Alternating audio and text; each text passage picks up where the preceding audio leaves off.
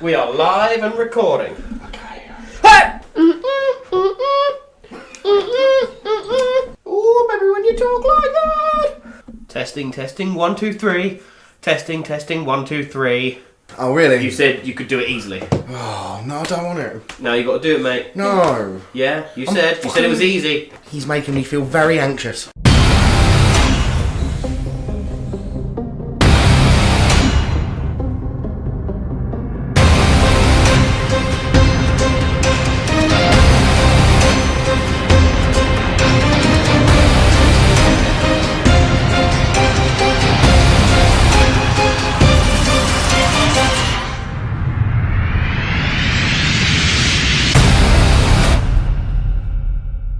Hello everyone, welcome to the Let's Watch Horror podcast. This is a 0.5 production where we bring indie horror from the background into the foreground for you listeners. Yeah. Now what we just said there is what Manny said last week and I enjoyed that, so I'm going to keep using that. It's nice. I like the fact that it's a catchphrase, but you don't say the exact same thing every time, but you give like the general gist. From the background to the foreground for you listeners. Maybe next week I'll do you freaks. Yeah, precisely. Depending on how I feel. We have the general idea, we get the gist, but you're not saying it like a wind-up monkey. You're not just doing that the exact I same don't think way. I could do that. Like, when I press, like, record it, I get, like, a little shoot of nerves of, like, don't fucking fuck this up wrong. Don't say something stupid about, like, how indie horror... Like, don't go into a long monologue about indie horror or anything like that, which I've been tempted to. But, hello, welcome to the show where we put indie horror, which may or may not be watched or... Please, you guys need to stop me sometime. So, we just watched Deadly Crush. Now, I know that last week had a mix-up, but everything's fine. We're back on track, and we got the screener. So we watched it, and I want to, before we say anything, I want to tell you what this film is like from one of the awards it got. So it won Best Feature from the Erotic and Bizarre Art Film Festival. Those are certainly that two gives words. You an insight into what we've just watched. Erotic and bizarre are two adjectives I think are pretty apt at describing this movie. Very accurate. Yeah, no, for sure. It's certainly pretty out there, and it is definitely a bit sexy. So fair dues. Yeah, it's coming from You Never Know Productions, and the lady who got in touch with me who directed and wrote this film is called Dakota Aesquivel. Ruby told me how to say it before we recorded, and I forgot. Aesquivel. Aesquivel. That sounds a way little better bit than... less like a squirrel. Yeah, so Aesquivel. Yeah. Who knows? And yeah, this film, it came through to us. She's a friend of the Jed who made Unlisted Owner. Oh, okay. So that's our little link, that's how we got this one. And yeah, it's a full feature length, it's 85-minute long, and it's always quite... It's a bit different when we get the 0.5 through that are full feature lengths. Normally they're short. Mm-hmm. Yeah. And it kind of just shows that it's a bit... I suppose it's really tough doing an indie horror film that's a full feature length because it's a full feature length. You've got to fill it in. Yeah. You know, with the shorts and stuff like that, it seems to be... I wouldn't say easier. Well, it's easier for us because it's a very short process of doing the episode. Yeah, when it's longer length, obviously they've got to take into account, I guess, a bigger budget and all of that kind of stuff. So yeah, there's going to be more time where like cast and crew have to be paid. You know, there's just going to be generally more work to be done in every single regard, just because there's more footage. So yeah, no, for sure, it's it definitely gives you an appreciation for like this certainly. This like the thing I said to these two when we were watching it is like even though it is an independently produced film, like all of the scenes are like have a purpose to them. Like that was the main thing that stuck out to me. Like the pacing was really good. Like it never meandered at all. And you know what I mean. It had a really good forward thrust the entire time. Forward thrust, talking about sexual relations. Yeah, no, there was certainly some pretty intense forward thrusting going on throughout. Absolutely. I'll give you a little back of the box preview. When a painter rents a secluded cabin to jumpstart her creativity, she has sex with a ghost and finds herself part of his plan to bring itself back to life. So that's straight I love in how there. Straight up. Yeah. Sex with a ghost. She does have. I mean, I think maybe you do need to know that going into this, because what if you're like, oh, Deadly Crush? You know, my mum's here, my dad's here, you know, my family are here. Let's stick on a horror film together. Deadly Crush sounds interesting. It just come out. You know, it's on VOD. It's on all the platforms. Maybe you need to know that this is going to happen. And yeah, I mean, you wouldn't want to necessarily watch this with your grandma, would you? No. Not really. Not so much. This is something that Ruby pointed out during the film, which kind of, it pulled me out of it, and I blame Ruby completely for this. So, in this film, our leading lady, who is called Aria, I'm so bad at names, Aria London. she is having sexy time with a ghost. Now, obviously, you're just watching it. She's having sexy time with a ghost, and then Ruby points out, like, she would have had to act that all by herself. And then you're like, oh man. I couldn't decide if that's more or less awkward than having to do that with an actor, because I always think that must be really strange, having to do that, especially, you've just met someone, and, you're two actors, and it's like, right, now you got to hump.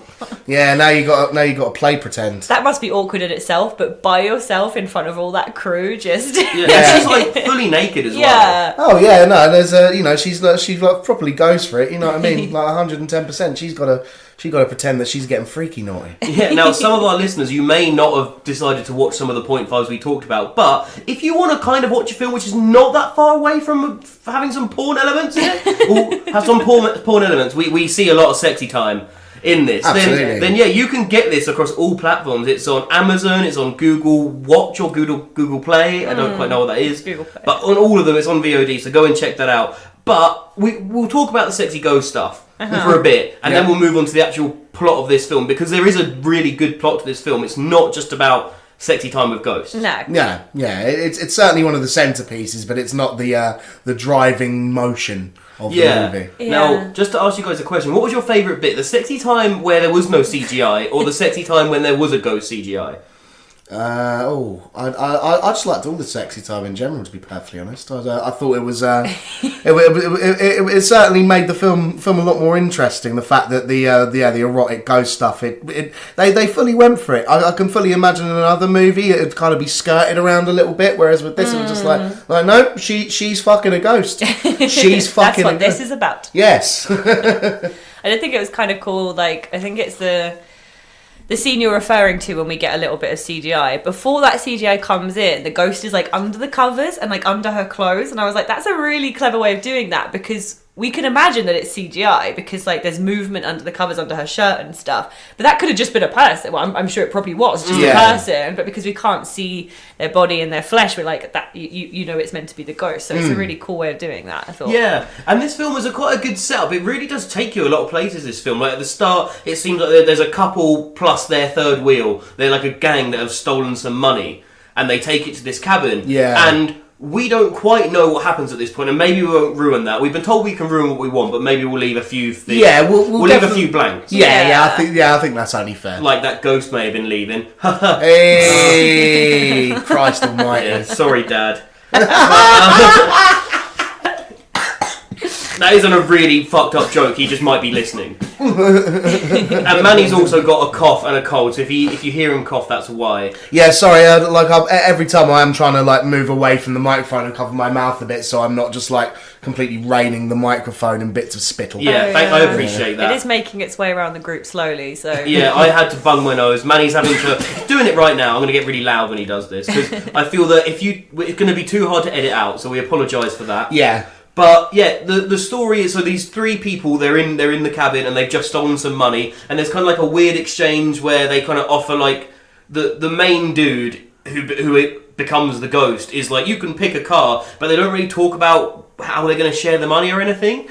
And then and he's heavily, and him and his partner, his girlfriend, his wife actually, they're getting a bit touchy feely, and it's all a bit like, it's a bit awkward, and the other guy with them's like, oh Christ. And that's kind of it. And then suddenly out of nowhere, two of them die. Yeah. At first, we don't really get any kind of as to a wherewithal of what's actually going on. We see Kit like come back in, and he's kind of, and he just seems very alarmed at what's happened. But we don't get he literally just runs towards the camera and it cuts, and we get to. But later on in the movie, we get a little bit more insight as to what actually happened. Exactly, and that's the thing. I know that we've brought up and talked about a lot of the ghosty sexy time in this. I wonder how many times I'm going to say sexy time in this. I mean, can either of you just say it just to make me feel less awkward? Sexy time. Sexy time. So yeah, Sexy time. Sexy time. Sexy time. I'm not in that tone of voice. It's like a questioning sexy time. Sexy time. Okay, I think we've hopefully got it out of our system. We could use the proper word for it, which is spectrophilia. Oh. Make ourselves sound more sophisticated. And can you explain what that means to our listeners, just in case they haven't already got that from what we've already discussed? Sexy time with ghosts. Sexy time with ghosts. Yeah. Yeah. Wanting the sexy time with the ghosts. all that jazz. For finding a great deal of enjoyment in taking a little bit from someone who is not quite of this realm. Invisible peen. Invisible peen. Fair enough. So where did I get to? I just said sexy time, and then we got up to this point. But yeah, so him and his wife. No, we've done that. Mm-hmm. You know what? At this point, we've done the sexy time too much, and we're lost. But yeah, so we're all very distracted. Yeah, and after this stuff happens, we get a lady that comes to do art, and she ends up doing a lot more than art. Mm-hmm. Yeah, no, for sure. Her self-expression takes on many forms. Yeah. The way you said that. Yeah. I'm going to try and make this a bit more highbrow. There's some really cool shots I like in this. The one that really sticks out for me was when she's first doing her painting. There's like a split screen thing. With three separate like screens. That was really cool when it like shows her in like different the different stages of making the painting. Yeah, and, like, we'd like see shots of her like just like splashing out all of the paint. And it's sort of sped up as well because we kind of see the development of the whole painting. Yeah, but because it's sped up and because it's done in those three separate like screens, it makes it really interesting to watch. So there's little bits like that really really were. Very cool. It's definitely fitting that the scene in which she is creating art is very artistically like composed. Indeed. Certainly, I enjoy when the themes of a film like go into the things which were used to create it. It tickles me. Would you guys like to hear a bit of behind the scenes information? So, Dakota said, when I asked, are there any extra behind-the-scenes info you could give? And she said, sure. Our skeleton crew was taken to Yosemite on the promise of all the alcohol they could drink for 2 weeks. We'd shoot 10-hour days, and they'd party for another 10 hours. Fair enough. Good grief. Nice. And I also knew this was Yosemite Park because in the background of one of the shots, you see a kind of like, it's like a mountain, but a rock formation, I'm going to call it, of Half Dome. Right. Which I only know because it's in my favourite episode of the British TV series called Holiday Showdown, where two British families would go on each other's holidays and bitch about it. Of course, that's how you know it. Yeah, and two of them come up. But I knew this was Yosemite Park, which I'd love to visit one day because it looks fucking awesome. In fact, I want to go to this cabin and just chill out for a week. Maybe we could do a podcast there. Are you sure you don't have any ulterior motives with that? Yeah, I'm going to find the sexy ghost cabin. That's what I really want to go for. So, also, we've got quite a big cast here. We've got some people that have been in some serious films.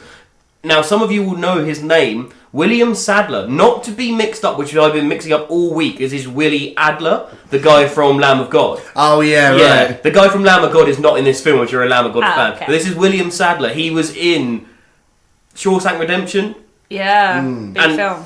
Where he plays Hayward. He was also in Iron Man. He's been in loads of films. Yeah, no, he's certainly a face I've seen about. He's established. He's a bit of a veteran at this point. And looking at his IMDb, he's in like loads of films coming out as well. Yeah, right. That's cool. We've There was a couple of faces I recognised in this actually. I really recognised the priest / drunk driver. Yeah. Was it Lawrence? Lawrence, yeah, he is Courtney Gaines, and he was in Children of the Corn, Back to the Future, and other big films as well. So there's quite a decent cast in here. Yeah, there really was. There's some, all of the acting was fantastic, and it like very different. Each of them sort of had different styles, but all of it was really, really good. Yeah, all the performances were definitely memorable, and all of the characters were very like individually like set. Like you definitely you understood from all of the performances like who these characters were and their motives and things like that. For sure, it was. Yeah, no, the performances were definitely all really interesting. Well, definitely. Yeah, I think the acting was really good, especially because they had quite material that, like we said, we have made a joke about it quite a lot of the podcast because that's the thing. It's funny. Ghosts having sex to me is funny, and like when I've heard about people out there in the world that believe they've had sex with ghosts, I know that. It's funny when you initially hear about it and then you realise that it may, whether or not you believe in ghosts is a different thing, but also it could be to do with people with mental issues, so it's not that funny. But initially when you think about someone having sex with a ghost, it makes me laugh. And the fact that this film is based on that, and the fact that it isn't funny, it's quite serious in this film, and it's a massive part of the film, and all the actors involved, and the director as well, to portray that in such a way which you don't get lost.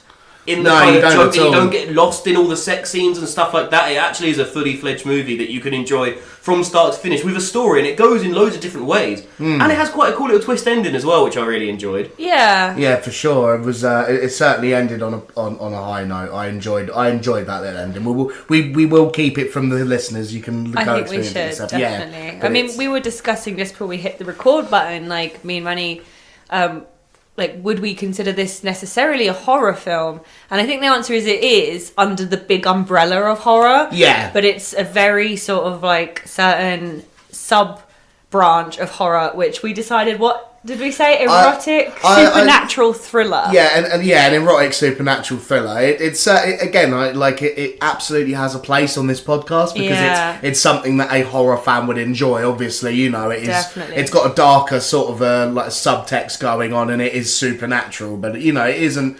Yeah, it isn't out to scare you 100%. It's more of a mystery with a lot of eroticism. Indeed. I think and it's got ghost sexy time. How do you guys feel about the tagline, "True love never dies"? That's cool. Yeah, fitting. Very apt again. Yeah, 100%. You definitely can understand what you're getting from that, because it's about love and romance, but it's also a bit morbid. I really like that they circle back to that as well, because essentially, like, we don't want to go through the plot step by step because we don't like to do that. It's not fun to listen to. But I think just like to give a general roundabout, our ghost is called Kit, right? And he's the Native American man that we meet at the beginning of the movie and is shot dead. He's the ghost who haunted the cabin. He's the one who makes some lovely, lovely love to our leading lady. 3 times, apparently. 3 times. Go on, Kit. Yeah, so in the earlier scenes, in the flashback scenes at the beginning, I believe it's set in like the 70s, he is with this woman, Holly. They're in love. They're the ones who are going to run away together before they're killed. And obviously, the tagline being "True love never dies," that turns out to be very true, despite the fact that he has this relationship from beyond the grave with Bryn, thank you. He clearly is very much in love with his dead wife. Yeah, there's a lot of flashbacks to her. Yeah, we get these, sort of quite romantic, spooky scenes where we're not sure if he's seeing Holly or if he's seeing Bryn or if he's seeing both. And it's like he's clearly still very much hooked up on her. What's the word? Enamoured. Enamoured with her? Yeah. He's not over it. No. Poor old Kit. No, poor Kit. And also, he must have been trapped in that house for a fucking long time. Yeah. Yeah, good grief. As a ghost with, like, no one to bang. Yeah, man. Which is clearly one of his main things he wants. Can you imagine how pent up you get after that long? I don't even have a body to do anything with. Yeah. Goodness gracious, man. I feel you, Kit. I feel you. Yeah. And I guess the idea, like, he's haunting this cabin. I think there's an implication and some illustration of there being some sort of, like, Native American kind of, like, voodoo magic involved or something. It's not really important, but he's haunting this cabin. And I believe Holly's not, because I think her body was taken away and buried properly. And also his blood went on this kind of, like, wooden instrument type That's thing. what I mean. Like, this sort of, like, this... It kind of blurs the lines of, like, maybe, like, some kind of folklore or stuff like that. It's not entirely or really definitely like told what has happened and how he's got there, but it's kind of alluded to of why he's trapped in this cabin and why Holly's not. And let's say a lot of time is if there is no ghost without a body. And later on, we may or may not find his body. Yeah. Also, I want to go into a quick bit as well. There's a bit with this clairvoyant, which I think it, like Manny was saying, it's part of the comic relief of the film. Yeah. It is funny, and the reason why we find it funny, and the reason why I feel like Dakota won't mind us saying it's funny, is because the ghost picks up a fan and chases the ghost. An electric fan. An electric fan, one that you would have in your desk, when we look at a camera from behind the fan, and she's like, like running away. She was great. I thoroughly enjoyed her character. Like the big props to the actress who played her. That's Judy Tenuta. Yeah, no, she really gave that. Like I loved how when we first see her, she's like talking on the phone about like really cynically. Then she gets to her and she's just like, like all of my cleansings come with a guarantee. We'll get some wine and cheese. And she like kind of has this kind of like off kilter of a crazed nature about her. She plays her. It's really, really like funny character. That scene was great. Yeah. Do you guys want to have a little look at the poster? Definitely. Yes, absolutely. Well, that's rather... Yeah, we get our leading lady. We can see that she is not quite wearing anything. Obviously, it's cut out very tastefully, but she's got some sort of spirity looking black ribbony stuff sort of coming up. Yeah, and smoke effect. Yeah, no, for sure. And she's drenched in a sort of a blood red. So again, it like gives you the symbolism of what the movie's about. Good mood lighting. Yeah, good mood lighting. She's looking very very lovely, and it's looking a little bit morbid. I enjoy that combination always. Yeah, and as Rob sort of mentioned earlier, we've also got some of like the festival stamps along the top, which is always good. Like the one you mentioned, Best Feature at the Erotic and Bizarre Art Film Festival. We've also got winner Best Feature at Snipe Film Festival, Best Feature at the Pittsburgh Independent Film Festival, and Official Selection Cutting Edge International Film Festival. So they're getting some recognition, which is truly very much deserved. Absolutely. Yeah, I really do feel that as well, because it's a full feature film and it's shot really well and it's definitely good quality and all the shots and the cuts and everything are great. Like we all said, like when we were watching it, it feels like you're just watching a film. Like I know we say indie and stuff like that, and it is an indie film, but it also feels like a big budget film as well. Yeah, it's like very you easily could be in the cinema. Yeah, it's very high production. The people behind this knew exactly what they were doing, and they were doing it for beer. Yeah, even more impressive. Well, that just goes to show, if you want your cast and crew to really be on point, you know what to do. Why do you think we always have beers for you, Manny? Oh yeah, no, mate, I'm not drinking, and my enthusiasm levels are down on a low. Although that might be the hangover from the beers I had yesterday. Yeah, got to time the beers. Time them well. Mm-hmm. Shall we go for our words? I know my word, so you've got a bit of time. I've got mine.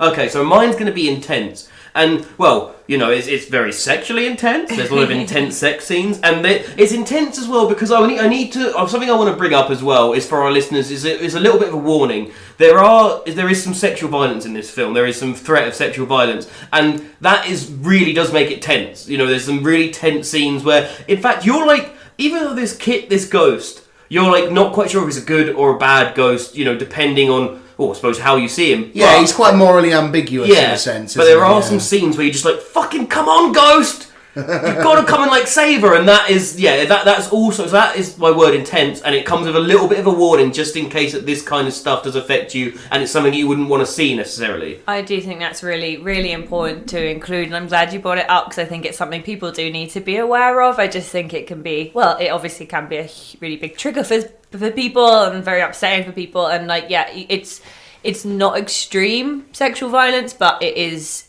enough. It's there, and it does happen more than once. So just be aware of that.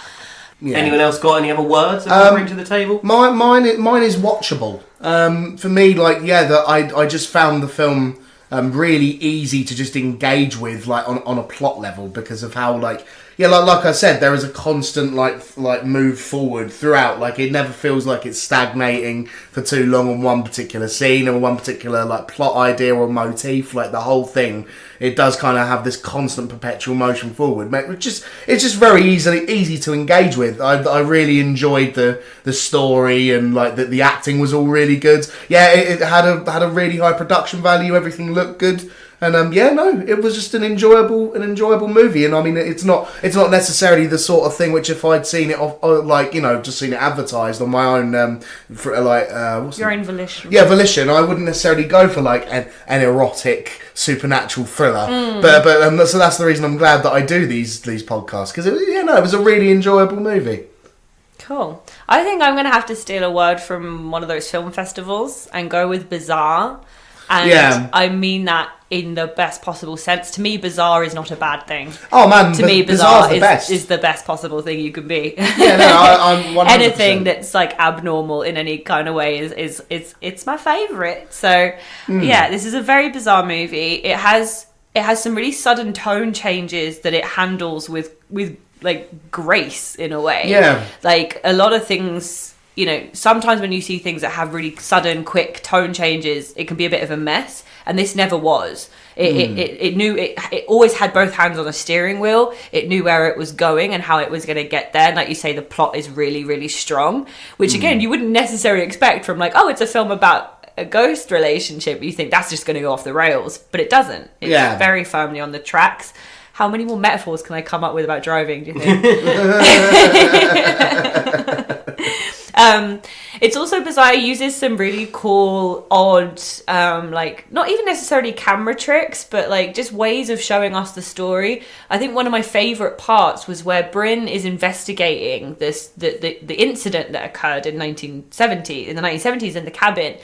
And she actually physically walks around the scenes, and she's in full colour and the scenes in the back are in black and white, so we understand that they're disjointed. But she like walks around and talks to the characters in the scene to try and uncover what happened, and I just thought that was just brilliant. It was like sort of like a CSI sort of like, you know, like those really good hammy cop shows that are just just coming up with really inventive ways to just to tell you the story rather than just having her sat at her computer reading. Yeah, it's far more interesting as like a visual metaphor, isn't it? Yeah, for sure. Yeah, definitely. There were some other really cool bits I liked. I really liked. There's a bit where Kit possesses Bryn's friend Sophia, and I thought that was really like inventive and they just used lots of different really cool techniques and methods and just really held my attention. So it's bizarre. It's quite romantic too. That was my secondary word. I was going to go for romantic, and you know me, I'm a sucker for romantic horror. So I was on board with this. I really enjoyed it.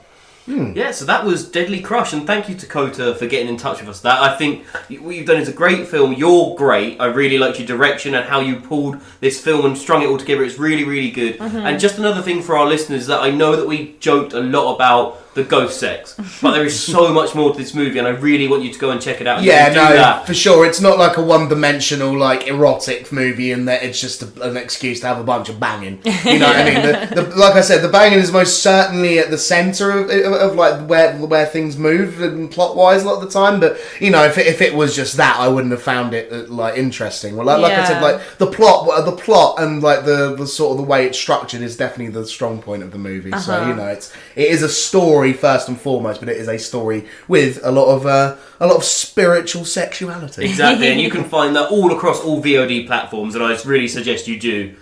And also, you can check out the trailer, which is on YouTube and everything like that. So go and check it out, and I really hope you enjoy Deadly Crush.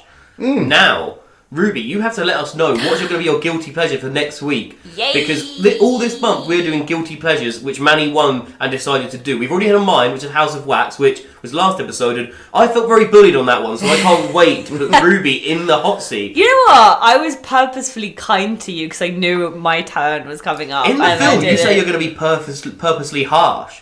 I changed Not in my the mind. film, in the episode. I changed my mind. That was me being nice. You have to be nice to me. You're going to now. experience me being nice then. Okay. Now, what is this film we're going to be watching? We are going to be doing, and I'm so excited for this, Shrooms! Yay! Yay! Everyone's so excited. Woo! Yay! I'm excited to see it. My enthusiasm knows no bounds. As you can probably tell, these boys are not too excited about this. Neither of them are particular fans.